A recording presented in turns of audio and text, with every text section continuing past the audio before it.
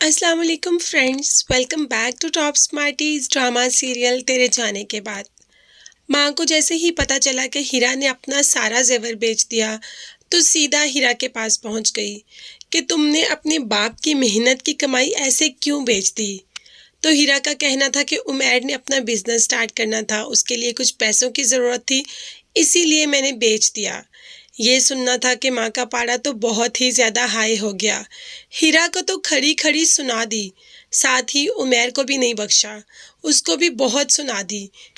बल्कि ये तक कह दिया कि तुम अपने इस देवर का रिश्ता मेरी बेटी के लिए लेके आई हो, जिसको कि औरतों की ज़रूरत पड़ती है अपना कारोबार चमकाने के लिए। तो अब उमैर क्या करता। सजल बहुत कॉल्स करती रही, मगर उमैर ने एक कॉल भी सजल की रिसीव नहीं की, क्योंकि जिस दुख से वो गुजर रहा है इसमें वो अभी किसी से बात करने के हक में नहीं। दूसरी तरफ हमाद भाई ने कह दिया कि सजल की शादी उमैर से कर दें, मगर अब माँ के पास एक बहाना आ गया कि मैं वहाँ पर शादी बिल्कुल भी नहीं करूँगी, मैं अपनी बेटी का रिश्ता बहुत ही अच्छे घराने में करूँगी। बल्कि जिस लड़के का बाहर से रिश्ता आया है मुझे तो उसकी फैमिली बहुत अच्छी लगी, और मैं अपनी सजल की शादी वहाँ करूँगी जहाँ पे मेरी बेटी को किसी छोटी छोटी ज़रूरतों के लिए किसी के आगे हाथ ना फैलाना पड़े। सजल ने हीरा को कॉल की कि उमैर मेरे से बात नहीं कर रहा, प्लीज़ आप उसे कहें कि वो मुझसे बात करे। तो हीरा ने बताया कि जितना अम्मी उसको सुना के गई है ना, वो कभी भी तुमसे बात नहीं करेगा।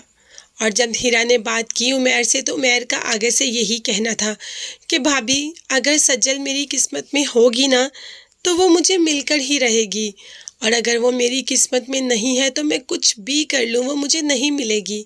इसीलिए मैंने अपना सारे का सारा मामला अपनी किस्मत पर छोड़ दिया। अब मैं देखता हूँ कि किस्मत क्या मोड़ पलटती है, इसीलिए मैं इस मामले में कोई भी बात नहीं करना चाहता। कहे तो वैसे उमैर बिल्कुल ठीक रहा है। सज्जल की माँ ने जितनी इंसल्ट उसकी की है ना, उसके बाद तो उसकी हीरा और सज्जल दोनों से बात करना बनता ही नहीं, मगर फिर भी वो बहुत अच्छे तरीके से इस सारे मामले को हल कर रहा है।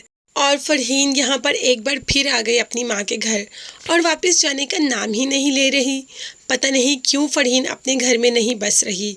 जब माँ ने कहा कि अपने घर चली जाओ तो फरहीन ने कहा, अगर आपने मेरे पर ज़बरदस्ती की ना तो भाई को बता दूंगी कि आप जहाँ रिश्ता देखने जाती हैं साथ ये कह देती हैं कि ये लड़की बाहर नहीं जाएगी भाई के साथ।